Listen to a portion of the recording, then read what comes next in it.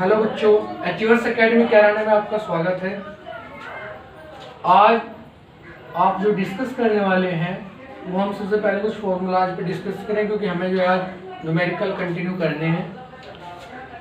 तो सबसे पहले मैं आपको बता दूं कि ये जो आपके चैप्टर कंप्लीट हुए अभी, विद्युत आवेश तथा विद्युत क्षेत्र और गॉस की प्रमेय, तो ये उनके फॉर्मूले मैंने इस बोर्ड पे इकट्ठे कर रखे हैं। सबसे पहला काम कि मैं थोड़ा साइड में हो जाता हूँ, आप इसके स्क्रीनशॉट ले लेंगे इन फॉर्मूलेज के। हो गया। अब इसके बाद मैं थोड़ा ही पहले फॉर्मूले समझा दूं, फिर उसके बाद हम जो है ना न्यूमेरिकल डिस्कस करेंगे।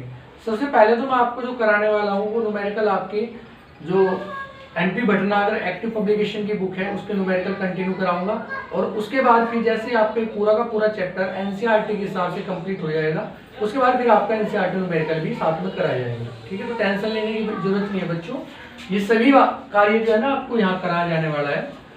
अब फिलहाल मैं आपको जो है ना फॉर्मूले समझा रहा हूँ, क्योंकि मैंने इसमें थोड़ी तो लिखी नहीं, केवल डायरेक्ट फॉर्मूले यूज कर रखे हैं। ठीक है, तो समझ के लेके चलेंगे कि Q equal two plus minus any. मैंने बताया था कि आवेश के आवेश से अगर आपको आवेश निकालने हैं तो वो कैसे निकालेंगे आप, कि नंबर ऑफ इलेक्ट्रॉनों की संख्या वो दे के रखेगा और उसका चार्ज दे के रखेगा, आवेश दे के रखेगा। ई का मान तो आपको पता ही है 10⁻⁻⁻⁻�19। तो अगर आपको कुल आवेश निकालना तो Q बराबर प्लस माइनस एनी, जिसका न्यूमेरिकल अभी मैं कंटिन्यू करूंगा। उसके बाद कूलाम का नियम एक F बराबर 1/4πε0 Q1 Q2 upon R square. Next, अगर रेखीय आवेश घनत्व आपको निकालना लैम्डा बराबर dQ/dl, पृष्ठ आवेश घनत्व लैम्डा बराबर सिग्मा बराबर dQ/dA, और आयतन आवेश घनत्व अगर आपको निकालना है तो रो बराबर dQ/dV। उससे आगे अगर आपको विद्युत क्षेत्र की तीव्रता निकालनी है तो E बराबर F/Q0, जो कि इसकी डेफिनेशन भी यहीं से निकल के आई थी। इसके बाद अगर आपको विद्युत द्विध्रुव आघूर्ण निकालना है तो P बराबर Q गुणा 12, और अक्षीय स्थिति पे E बराबर हो जाता है आपका 1/4πε0 2p/r³, और निरक्षीय स्थिति के लिए फॉर्मूला होगा आपका E इक्वल टू 1/2πε0 p/r³। थोड़े से फॉर्मूले और रह गए इसमें, मैं वो यहीं से नोट कर देता हूँ, आप भी नोट कर लेना कि अगर आपको बल आघूर्ण तो निकालना हो तो बराबर PE sin theta, very important formula. ठीक है, अगर अधिकतम स्थिति आपको दे रखी है अर्थात थीटा बराबर कितना 90 डिग्री अगर आपको दे रखा है तो मैक्स आपका हो जाएगा यहाँ से P, ये भी आप नोट कर लेंगे इसमें। ठीक है, इसके बाद आपके नेक्स्ट फॉर्मूला आता है, आपको घनकोण पढ़ाया गया था d ओमेगा बराबर d/r²। विद्युत फ्लक्स अगर आपको कंसीडर करने हैं तो d पाई बराबर vector E dot vector dA equal to होता है आपका ADA cos थीटा। उसके बाद अगर अनंत लंबाई को सीधे तार के निकट आपको विद्युत क्षेत्र की तीव्रता निकालनी है तो E बराबर हो जाएगा आपका λ/2πε0 स्मॉल r। इसके बाद अनंत लंबाई की समतल चादर के निकट आपको विद्युत क्षेत्र की तीव्रता निकालनी है तो E बराबर हो जाएगा आपका σ/2ε0 के, जहाँ के क्या है, अगर आपका वायु माध्यम नहीं है, कोई अन्य माध्यम है तब आप के यूज करेंगे। ठीक है, के क्या होता है, प्राविद्युतांक। नेक्स्ट फॉर्मूला, अगर प्लेटों के बाहर कोई बिंदु है और उस पर विद्युत क्षेत्र की तीव्रता आपको निकालनी है तो कैपिटल E बराबर 0। प्लेटों पर अगर निकालना है, मतलब प्लेटों के पास अगर आपको निकालना है विद्युत क्षेत्र की तीव्रता तो E बराबर σ/ε0। पतले गोले कोष के कारण अगर बाहर बिंदु है तो E बराबर 1/4πε0 Q/r², और अगर पृष्ठ पर कंसीडर कर रहे हैं तो E बराबर हो जाएगा 1/4πε0 Q/R²। और अगर आप अंदर निकालने हैं, गोले कोष के अंदर कंसीडर कर रहे हैं तो विद्युत क्षेत्र की तीव्रता होती है आपकी शून्य। ये तीनों डेरिवेशन करा रखे हैं। बच्चों, अब हम न्यूमेरिकल प्रॉब्लम कंटिन्यू करते हैं। न्यूमेरिकल कंटिन्यू करने से पहले मैं बार बार आपको कहता रहता हूँ कि सबसे पहले जो है आप चैनल को सब्सक्राइब करें, जो हमारे न्यू यूजर है। चैनल को सब्सक्राइब करने के बाद वीडियो को लाइक करें और वीडियो को शेयर करें, जिससे कि इस वीडियो का बहुत ज़्यादा बच्चों को फायदा हो सके। अब न्यूमेरिकल प्रॉब्लम शुरू करते हैं।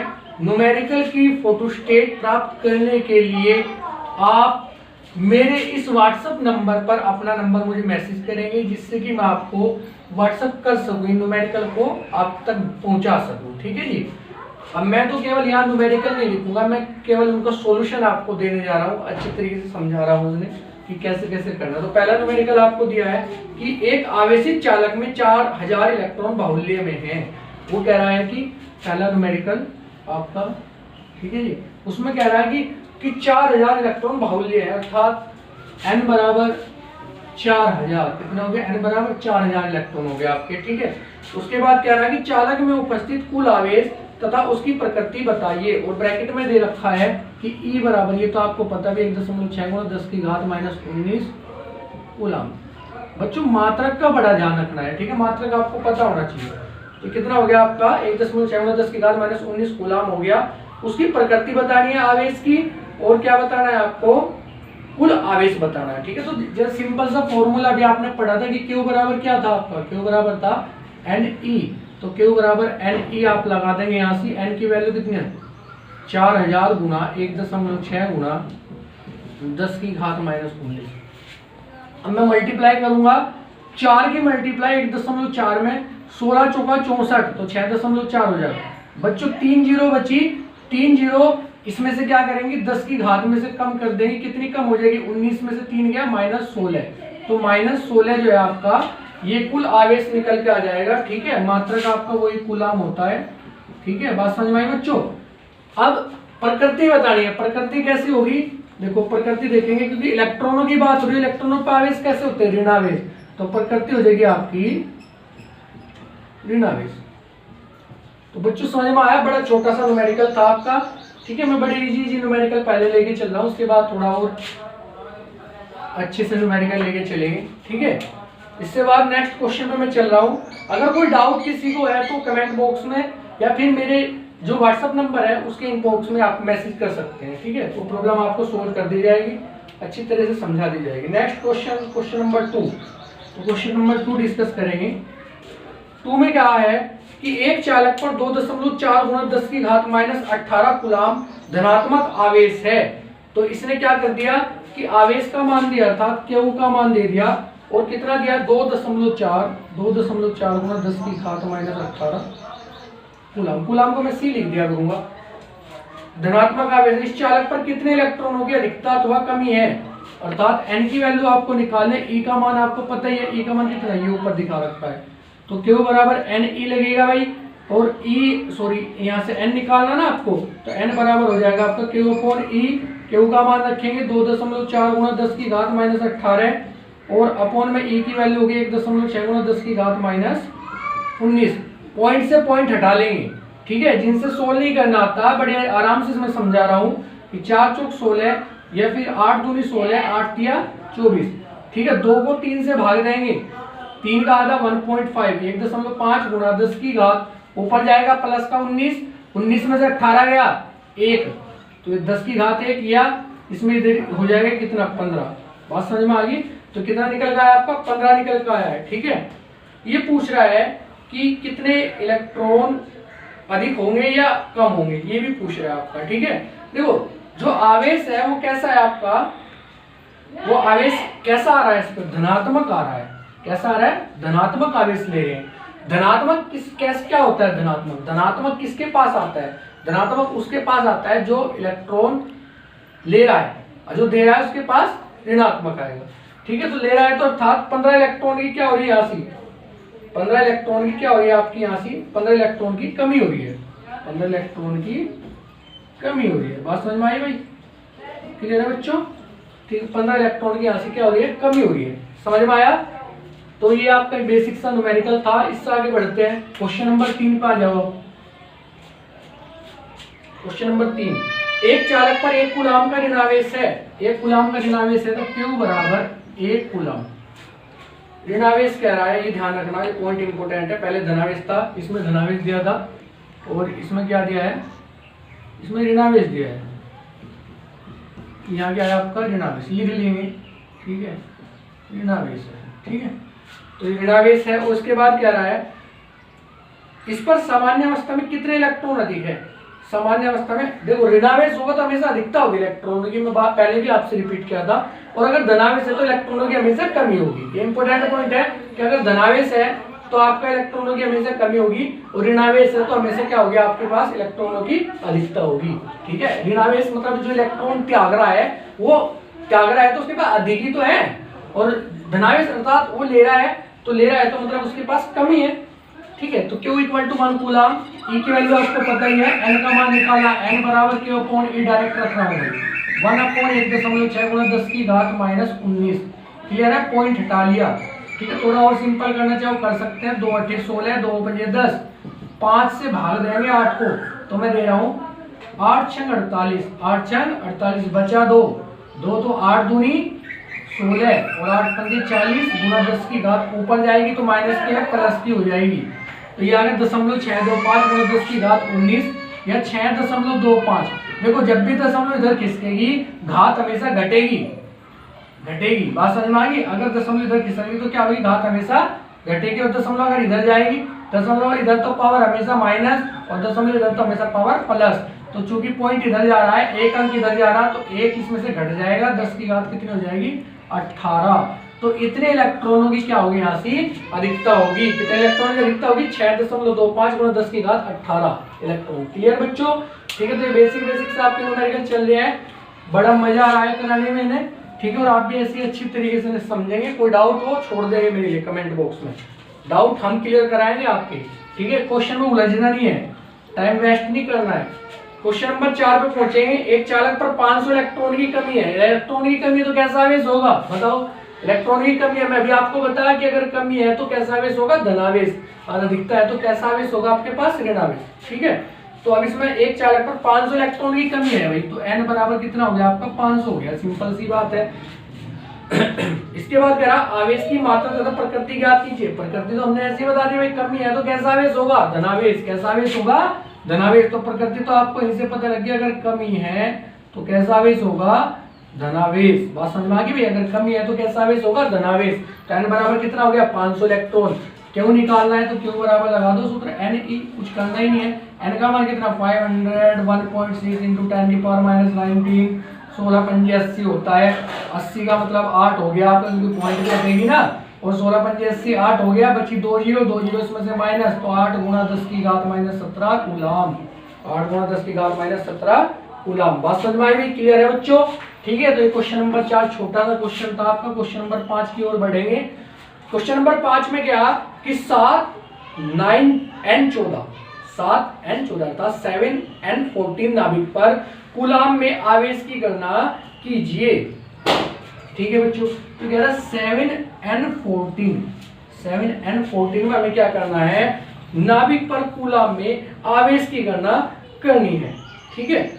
चलो जी, अब आप ये बताइए कि इसमें कितने प्रोटॉन है कितने न्यूट्रॉन है। देखो प्रोटॉनों की संख्या तो नीचे दे के रखते हैं, तो प्रोटॉन तो 7 हो गए, अगर हम इसके न्यूट्रॉन इलेक्ट्रॉन निकाले, प्रोटॉन इलेक्ट्रॉनों की संख्या तो समान ही होगी, तो जितने इसमें प्रोटॉन होंगे इतने आपके क्या होंगे इसमें इलेक्ट्रॉन होंगे, बात समझ में आ गई।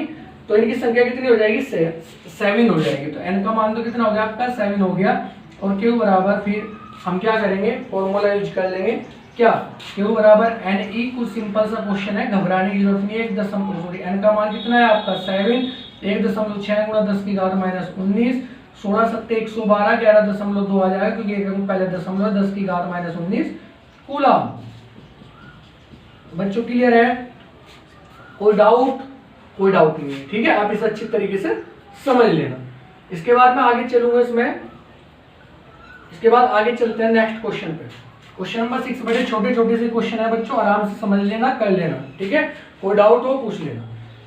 ऊन से रगड़े जाने पर कोई पॉलिथीन का टुकड़ा 3 गुना 10 की घात माइनस 7 कूलम की ऋणावेश से आवेशित पाया जाता है। कितने आवेश से भाई, क्यू बराबर है आपका 3 गुना 10 की घात माइनस 7 कूलम, और ऋणावेश माइनस लगा देंगे ऋणावेश, ठीक है।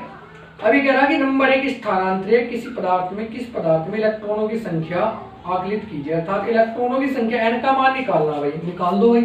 तो फिर n बराबर q अपॉन e, q का मान 3 गुना 10 की घात माइनस 7, e का मान 1.6 गुना 10 की घात माइनस 19, दशमलव हटाया 2 अट्ठे 16, 2 से 15 बार, 8 को 15 से भाग दे दो, 8 एकम 8 बचे 7, 8 अठी 64, 8 पंजे 40, ऊपर जाएगा 10 की घात 19, 19 में 7 का 10 की घात कितना 12, तो इतने जो है आपके इलेक्ट्रॉन होंगे कितने 1.85 इंटू 10 की पावर 12, 1.85 गुना 10 की घात 12 आपके पास जो है ना इलेक्ट्रॉन होंगे।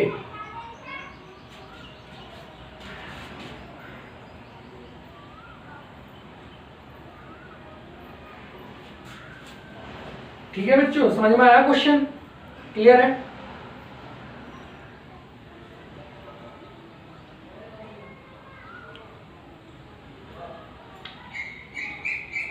अच्छा ये 8 से डिवाइड करोगे, 8 एकम 8 और 7 बची 8 की 64 और कितना बच गया भाई, ये बच गया आपका 6, तो 8 7 56 और 8 5 40, 1.875 गुना 10 की घात 12 इलेक्ट्रॉन आपके आ जाएंगे। ठीक है, इससे आगे सेकंड पॉइंट में इसमें जो दे रखा है वो कह रहा है क्या ऊन से पॉलीथीन में शैती का स्थानांतरण भी होता है। बिल्कुल होता है बच्चों, क्योंकि आपको पता है कि जब इलेक्ट्रॉन एक जगह से दूसरी जगह चलते हैं तो इलेक्ट्रॉनों का द्रव्यमान भी होता है। और कितना होता है, 9.1 गुना 10 की घात -31 किलोग्राम, जो आपको पहले बताया जा चुका। तो जब एक इलेक्ट्रॉन किसी एक पदार्थ से दूसरे पदार्थ में जाएगा तो उसका द्रव्यमान भी वहां से ट्रांसफर होने वाला है, होएगा, बिल्कुल 100% होगा। द्रव्यमान की अक्षति होगी। ठीक है, वो आप जो है रेडियोएक्टिव पदार्थ वाले जब आप चैप्टर पढ़ोगे विघटन अर्धायु, तो वहां आपको और ज्यादा क्लियर हो जाएगा कि कैसे कैसे द्रव्यमान में अक्षति होती है, द्रव्यमान हानि होती है। और इसी द्रव्यमान हानि के अनुसार आइंस्टीन ने अपनी समीकरण दी थी E = डेल्टा mc²। ठीक है, वो आप उस चैप्टर में पढ़ोगे तो और ज्यादा डिस्कस हो जाए। खैर हमें तो यहाँ से हाँ और ना में उत्तर देना है तो लिख देंगे हाँ, क्योंकि इलेक्ट्रॉनों के ट्रांसफर होने से द्रव्यमान में परिवर्तन होगा, द्रव्यमान की अक्षति होगी। नेक्स्ट क्वेश्चन में चलते हैं बच्चों। तो ये आपके इस वाले फॉर्मूले बेस्ड क्वेश्चन थे। अब इससे आगे चलते हैं नेक्स्ट टाइप के क्वेश्चन पे चलते हैं। मैं इसे मिटा दूं, ये समझ में आ गया होगा आपका। ठीक है, आगे क्वेश्चन कंसीडर करेंगे, इसे मैं मिटा देता हूं।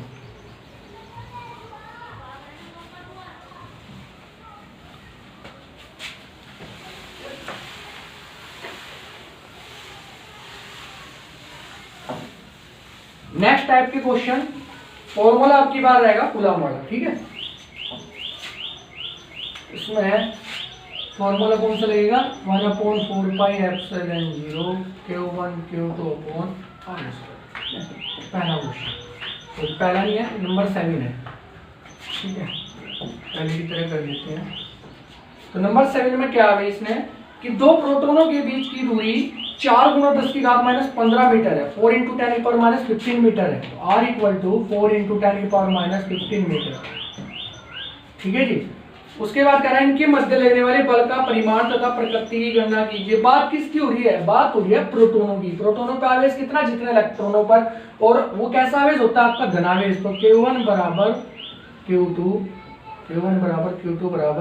1.6 × 10⁻19, ये धनावेश होता है आपका। ठीक है, बात समझ में आ गई भाई। अच्छा, अगर आपसे पूछ ले कि बल कैसा लगेगा, दो प्रोटॉन है, देखो एक प्रोटॉन ये हो गया आपका और एक प्रोटॉन ये हो गया, ये धनावेश ये धनावेश। और मैंने आपको बताते कि अगर दोनों आवेश समान प्रकृति के हो, सजातीय आवेश हो, तो वे एक दूसरे पर प्रतिकर्षण बल लगाते हैं। कैसा बल लगेगा, प्रतिकर्षण। हो तो इनसे क्लियर हो गया कि जो बल लगेगा वो प्रतिकर्षण बल होगा। ठीक है, क्लियर है।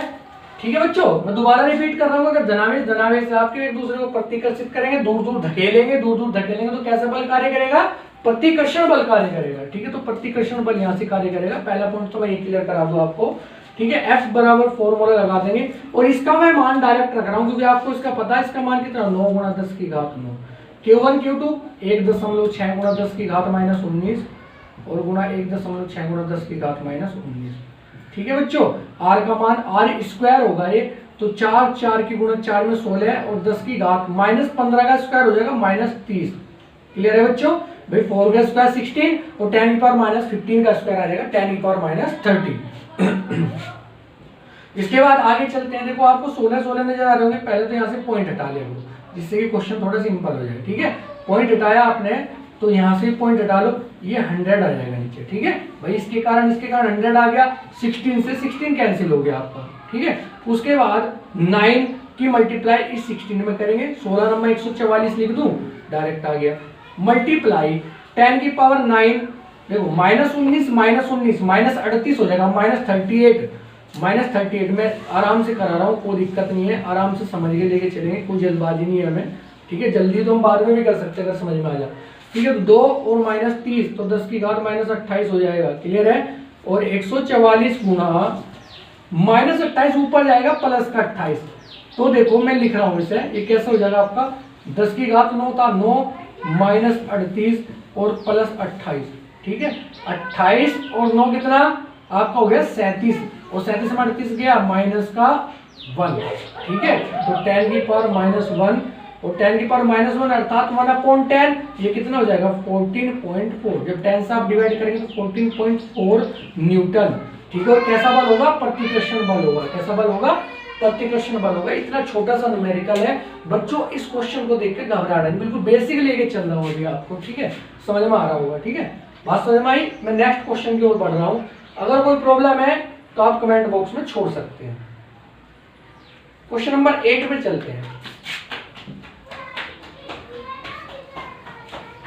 क्वेश्चन नंबर 8 पे चलते हैं। क्वेश्चन नंबर 8, दो अल्फा कण परस्पर 0.1 एंगस्ट्रॉम की दूरी पर हैं। दो अल्फा कण है आपके।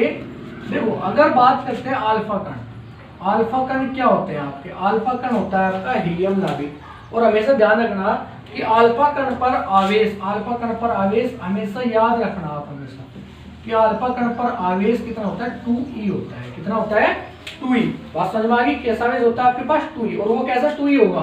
+2e। हमेशा ये जो है इंपोर्टेंट पॉइंट है, हमेशा याद रखिए कि अल्फा कण पर आवेश कितना होता है? +2e। ई का मान आपको पता ही है, ठीक है।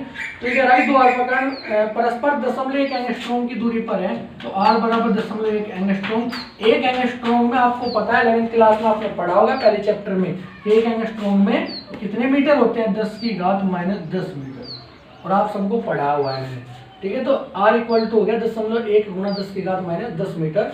अब डायरेक्ट इसमें पूछ के आ रहा होगा तो फॉर्म बल निकालना है, कैसे बल काम करेगा? हाँ, ये पूछ रहा है कि उनके बीच कार्यरत वैद्युत प्रतिकर्षण बल ज्ञात कीजिए। वैद्युत प्रतिकर्षण बल निकालना है तो F बराबर 9 × 10⁻9। डायरेक्ट वैल्यू रख रहा हूँ मैं आपकी यहाँ से, ठीक है, इसकी वैल्यू डायरेक्ट रखी है और सब आपको समझा के लेके चल रहा हूँ। 9 × 10⁻9 K1 का मान रखेंगे भाई सेम है, तो 2 गुणा 1.6 × 10⁻−19 और 2 गुणा 1.6 × 10⁻−19 और अपॉन में आ गया आपका r की वैल्यू कितनी है भाई?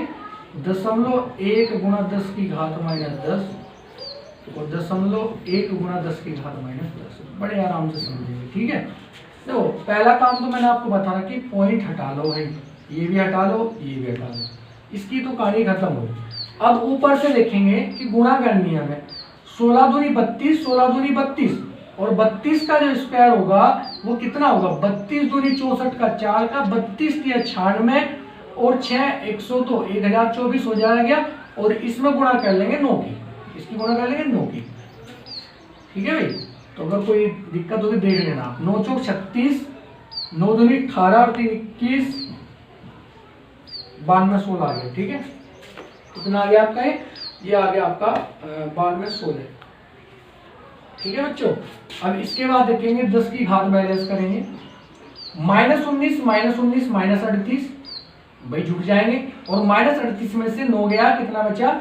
10 की घात 38 में से 9 गया 29, तो -29। यहाँ तक तो कोई डाउट होना नहीं चाहिए।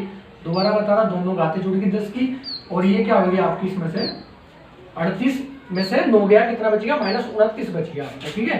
और नीचे कितनी होगी? 10 की घात -20। अगली लाइन में कर लेंगे -10 -20, तो 92 16 गुणा ऊपर जाएगा 10 की घात कितनी हो जाएगी? भाई -29 प्लस के हो जाएंगे ऊपर 20, तो -9 या 9.2 अगर मैं लिख सकता हूँ उसे 9.2। तो 1 2 3 अंक इधर खिसकी, तो 3 क्या होंगे? जुड़ेंगे इसमें, तो जुड़ेंगे तो कितना आ जाएगा? -9 + 3 कितना? -6। तो 9.2 × 10 की घात -6 न्यूटन। क्लास समझ में बच्चों, ठीक है। तो ये हो जाएगा आपका 9.2 × 10 की घात -6 न्यूटन। क्लियर है भाई?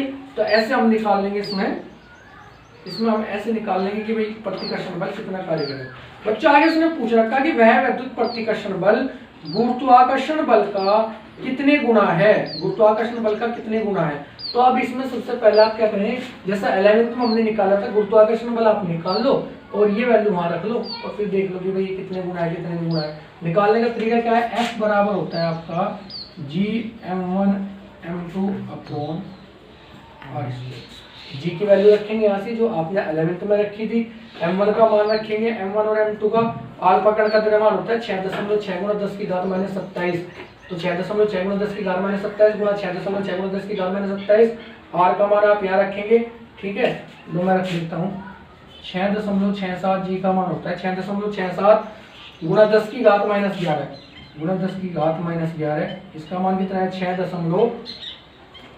1.67 गुणा 10 की घात माइनस 27 का स्क्वायर और अपोन में आर की वैल्यू रख देंगे। आर का मान कितना था 0.1 गुणा 10 की घात माइनस 10 का होल स्क्वायर।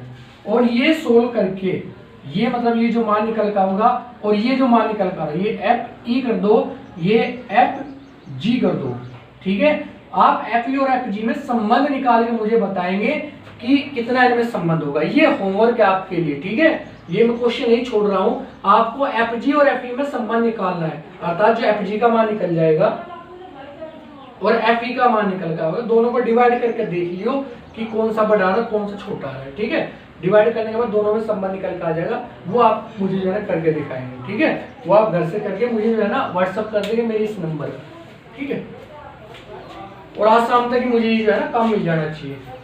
अब इससे आगे बच्चों ये समझ में आ गया होगा कि एफ हमने कैसे निकाला और एफ जी कैसे निकालना है। इसके बाद नेक्स्ट क्वेश्चन पे चलते हैं, क्वेश्चन नंबर 9।